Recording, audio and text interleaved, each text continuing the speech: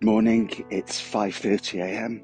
on Saturday the 9th of March, and this is the 31st of 53 consecutive 5-mile walks from the Gresford Memorial Wheel to the Miners' Rescue and back again.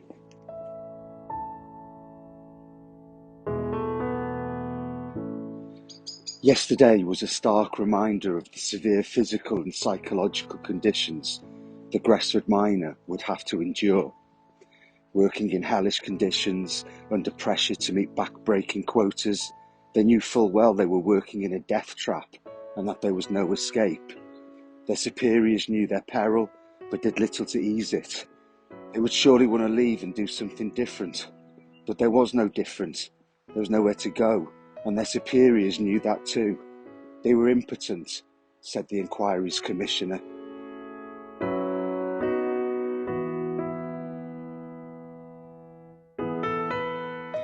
Perhaps what they needed was collective representation, a trade union who could organise, protect, negotiate, advocate.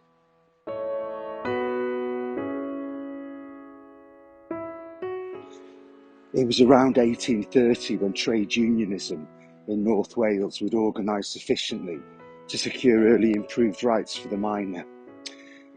Local strikes led to the Cinder Hill riots, when Rwabon miners, reinforced by men from Flint, secured higher wages and the removal of an unpopular superior.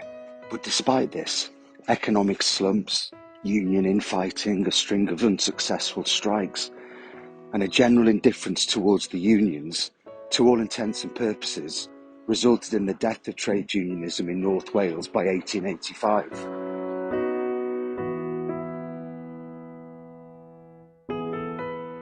But within the decade, signs of resurgent trade unionism were seen in North Wales, when a powerful new body, the Miners' Federation of Great Britain, brought miners together across regions to successfully strike against the 25% cut in wages and in favour of the 8-hour shift. And whilst North Wales miners got behind these issues, their support for the National Federation remained tepid, with only a quarter of miners signing up.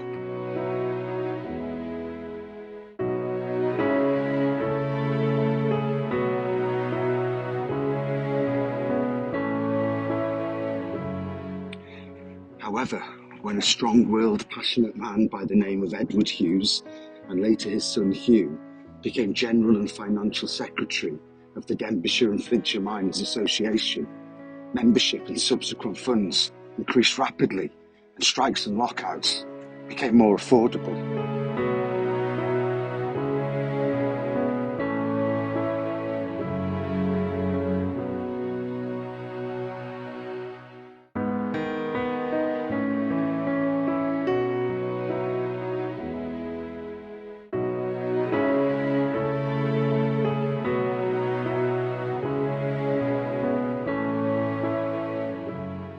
But then with World War I, the expense of the 1926 general strike, recession, and thousands of subscriptions falling into arrears, the North Wales Miners Association was in dire straits, and the deaths of Edward Hughes and later his son, at a more local level, saw memberships continuing to tumble.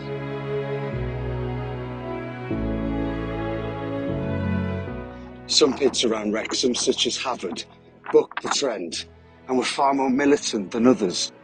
But overall, the level of antipathy was pronounced, especially in Gresford, where at the time of the disaster, only 25% of the miners were paying into the union.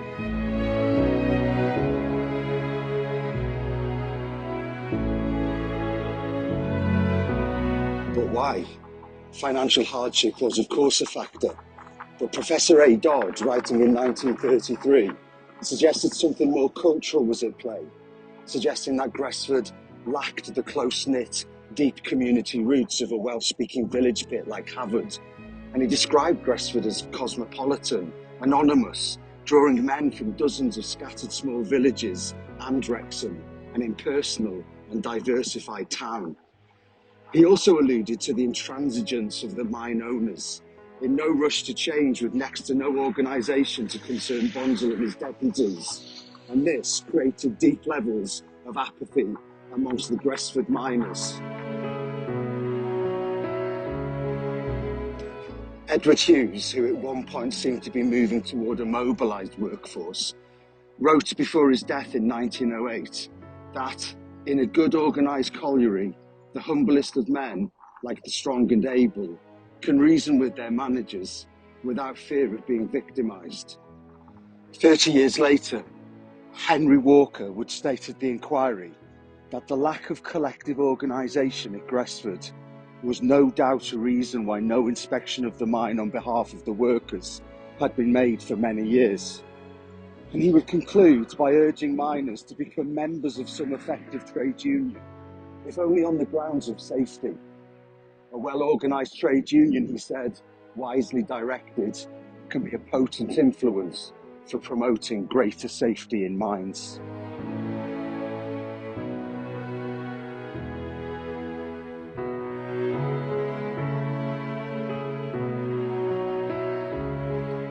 So, in thinking about accountability, we're simply adding more possible explanations to what caused the disaster. It's become a complex story of industrial, social, cultural, and economic factors. And yet, despite this, the story couldn't be simpler. It's the story of structural inequality and injustice. It's the same old story. This walk was dedicated to John T. Lee, Thomas Lee, David Lewis, David Thomas Lewis, and John Lewis of the rescue team. And today's song is A Miner's Life by Billy Bragg.